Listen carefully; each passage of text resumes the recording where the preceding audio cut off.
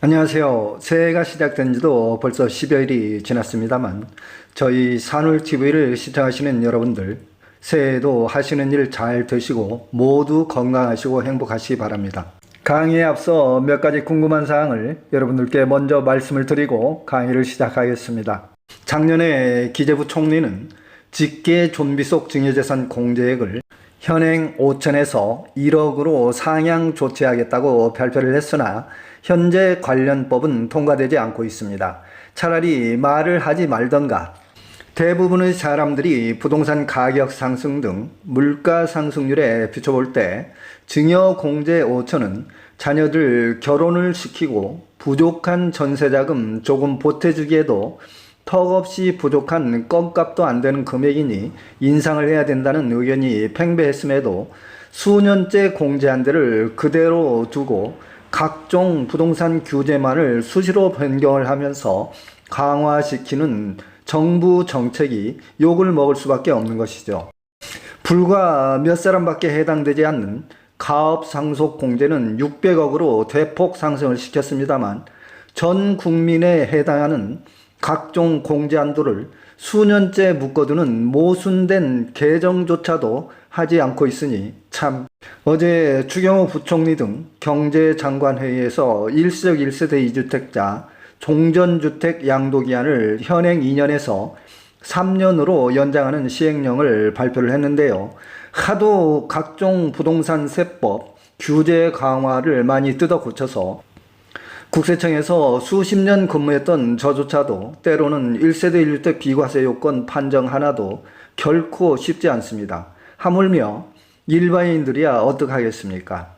국민이 세금을 내면서 또 세무사 등 전문가를 세법이 어려워서 찾아가야 되고 그렇게 되면 추가 비용이 들고 이거 참 정말 제가 봐도 욕 나올 수밖에 없습니다. 정부 정책 관계자나 국세청 후배님들께서도 제 강의를 시청을 하실 텐데요.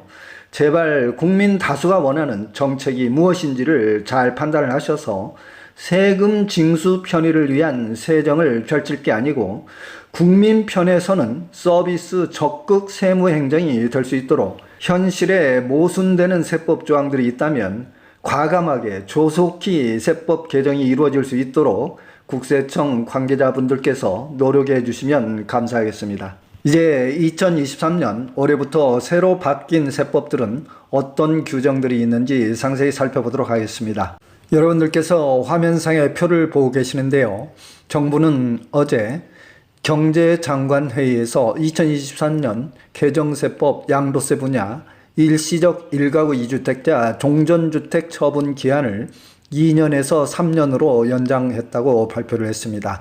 내용을 좀 구체적으로 살펴보게 되면 신규 주택 취득일로부터 종전주택을 3년 이내에 매도를 하게 되면 양도세 비과세를 적용시키겠다는 얘기가 되겠습니다. 종전주택 양도 기한은 2년이었습니다만 이제 3년 이내에 종전주택을 양도하시면 되겠습니다. 적용 시행일은 2023년 1월 12일부터 소급 적용이 되겠고요. 양도세, 취득세가 특례 적용이 되겠습니다. 종부세 특례 요건 또한 2년에서 3년으로 연장이 되었고요. 일시적 2주택자는 종부세를 낼 때 일반 기본공제 9억에서 12억 공제가 가능하겠습니다. 또한 이미 일시적 2주택자가 된 자도 소급 적용이 가능하기 때문에 2023년 1월 12일부터 적용이 되겠습니다. 다음은 양도세 2월과세 부당이익 계산 부인 규정을 살펴보겠습니다.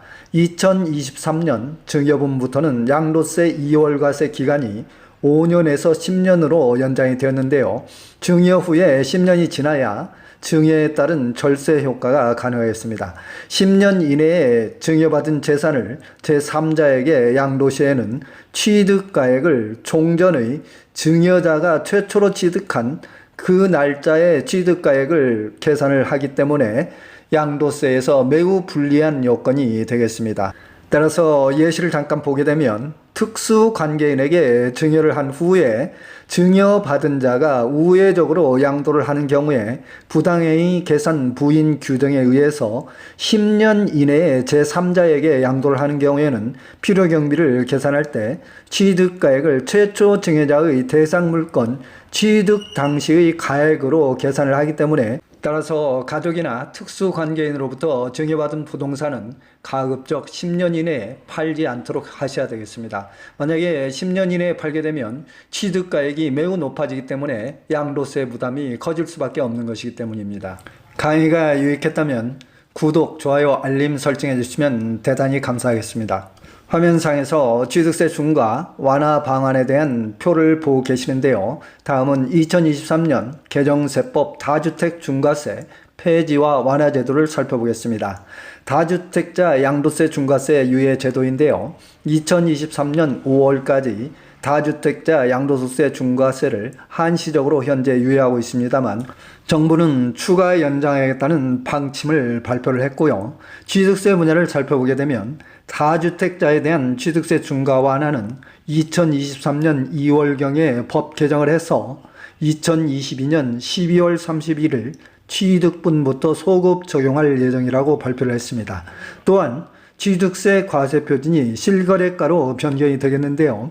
증여로 부동산을 취득할 경우에 취득세 과세 표준을 개별 공시가격 등이 아닌 시가 인정액, 실거래가액 수준으로 변경이 되겠습니다. 생애 첫 주택 구입자는 소득과 주택가격에 상관없이 200만 원 한도 내에서 취득세가 면제되도록 2023년 상반기 중에 개정할 예정으로 발표를 했습니다. 다음은 증여 취득세 산정 과세 표준 시가 인정액이 무엇인지 살펴보겠습니다. 2023년부터 취득세 기준 시가 표준액을 시가 인정액으로 변경한다고 되어 있는데요. 시가 인정액이라는 것은 부동산을 취득할 때 취득일 전 6개월 전부터 취득일 후 3개월 이내에 기준일이 있는 매매 사례가액이 되겠습니다. 따라서 종전의 시가 표준액이 시가 인정액으로 변경됨으로써 실질적으로 취득세 과세 표준은 시가에 근접한 가액으로 산정이 되기 때문에 매우 불리하겠습니다. 따라서 2023년 이후에 부동산을 증여하는 경우에는 양도세 2월과세 보유기간이 5년에서 10년으로 연장이 되었고, 증여세 취득세 과세 표준을 시가 인정액으로 적용을 하기 때문에 증여에 대해서는 무거운 세금이 과세되기 때문에 매우 불리하겠습니다. 화면상에서 2023년 개정된 종부세 세율표를 보고 계시는데요. 종부세는 부자 감세라는 소리를 들어가면서 정부에서 가장 크게 세법 개정이 이루어진 분야가 되겠습니다. 개편된 내용을 좀 더 세부적으로 살펴보게 되면 1세대 1주택자는 종전에 11억 원 공제가 됐습니다만 개정 이후에는 12억 원으로 인상이 되었으며, 그 외에 2주택 이하의 자들은 종전에 6억 원의 공제가 9억까지 공제액이 인상이 되었습니다. 또한 12억 이하는 중과세율이 아예 폐지가 됐으며, 중과세율 적용 대상은 3주택 이상자로서 과표 12억 이상자가 중과세율 적용을 받겠습니다. 다음은 종부세를 여러분들께서 혼동하기 쉬운 조항을 몇 가지 살펴보겠습니다. 종부세는 인별과세이기 때문에 기본 공제와 세율은 각자 인별로 적용을 하겠으며, 1세대 1주택인 경우에는 12억 기본 공제가 가능하고, 동일 세대가 2주택 이상 보유 시에는 각각 9억 원의 공제가 가능하겠습니다. 예를 들어서 동일 세대의 남편과 아내, 부부가 2주택을 가지고 있을 때는 각각 9억씩 공제가 가능하겠습니다. 또한 2023년 이후에 종부세 세부담 상한선이 단일화되었는데요. 종전에는 150%와 30%두 종류가 있었습니다만 현재는 최고 세율 150%로 단일화되었습니다. 다음은 주택임대소득세 개편 내용을 살펴보겠습니다. 주택임대를 하게 되는 경우 1세대 1주택자가 고가주택이 아닌 주택을 임대하는 경우에는 비과세가 되겠습니다. 예를 들어서 1세대 1주택자가 12억 미만의 주택을 임대하는 경우에는 비과세가 되겠고요. 왜냐하면 2023년 이후에 고가주택 기준 금액이 상향 조정됐기 때문입니다. 즉 종전에는 고가주택 기준이 9억을 적용을 했습니다만 2023년부터 12억으로 고가주택 기준이 인상이 되었습니다. 다음은 기타 세목 개편 내용을 살펴보겠습니다.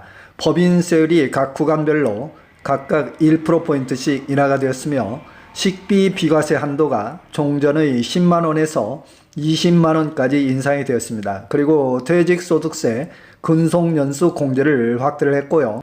또한 가압상속 공제가 대폭 확대가 되었는데요. 최대 600억까지 가압상속 공제를 늘렸으며 증권거래세가 인하가 되었습니다. 상장 법인은 0.23%에서 0.20, 비상장 법인은 0.43에서 0.35%포인트까지 인하가 되었습니다.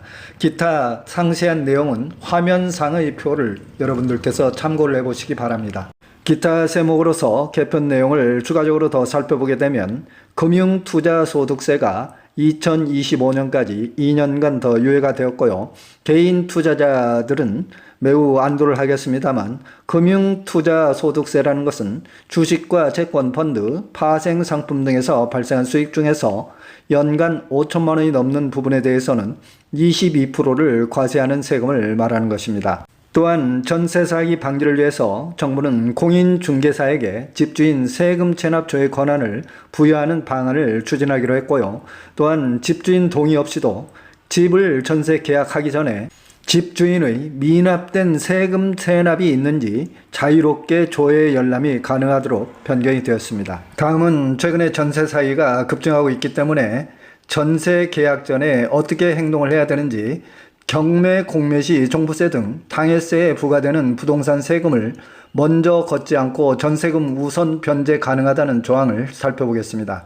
당해세, 즉 전세 확정일자 이후에 발생을 하더라도 우선 변제가 되겠지만 정부는 세입자 보호를 위해서 당해세만큼 전세금을 지급하는 방안으로 주택 임차 보증금은 확정일자보다도 법정 기일이 늦은 세금은 당해세 배분 예정액을 보증금에서 우선 배분하도록 조치를 했습니다. 여러분들께서 특히 주의하실 것은 법적인 우선순위는 여전히 국세가 우선한다는 것이며 배분 순위는 전세금에 먼저 하겠다는 취지가 되겠습니다. 전세 계약 전에 반드시 등기 권리증을 사전에 확인을 하시고 집주인의 체납세금 여부를 세무서나 국세청 등에 확인한 후에 전세 계약을 진행하시도록 하셔야 되겠습니다. 현재 화면상에서 여러분들은 국세, 당해세 우선순위 예외 규정표를 보고 계시는데요. 국세, 당해세 우선순위에 대해서 살펴보겠습니다. 종전에는 국세가 임차 보증금보다 항상 우선했습니다만 변경된 내용으로는 임차 보증금이 국세보다 우선하도록 변경이 되었습니다. 임차권 확정일자 이전에 법정기일이 성립했던 국세는 적용이 제외가 되겠으며 여기서 말하는 당해세는 종부세와 상속세, 증여세, 재산세, 자동차세 등 당해 부동산이나 자동차 등에 직접 부과된 세금을 말하는 것입니다. 기타 참고사항으로 경매 배당 순위를 살펴보게 되면 1순위는 경매 비용, 2순위는 유익비와 필요비가 되겠습니다. 3순위는 최우선 변제금, 즉 소액 임차인이 되겠고요. 4순위는 즉 여기에 해당되는 당해세가 4순위에 해당이 되겠습니다. 5순위는 저당권, 전세권, 확정일자부 임차 보증금이 되겠고요. 6순위는 일반 임금채권, 7순위는 보험료, 8순위는 일반 채권이 되겠습니다. 따라서 여러분들께서는 국세, 당해세 우선순위와 경매 배당 순위를 정확히 알고 계셔야 전세 사기나 또는 당해세 우선에서 전세 보증금의 피해를 방지할 수 있는 것입니다. 기타 부동산 세금에 대해서 궁금하신 분들께서는 유튜브에서 산울TV를 검색을 하시게 되면 각 세목별로 상세히 강의가 되어 있기 때문에 참고를 해주시면 대단히 감사하겠습니다.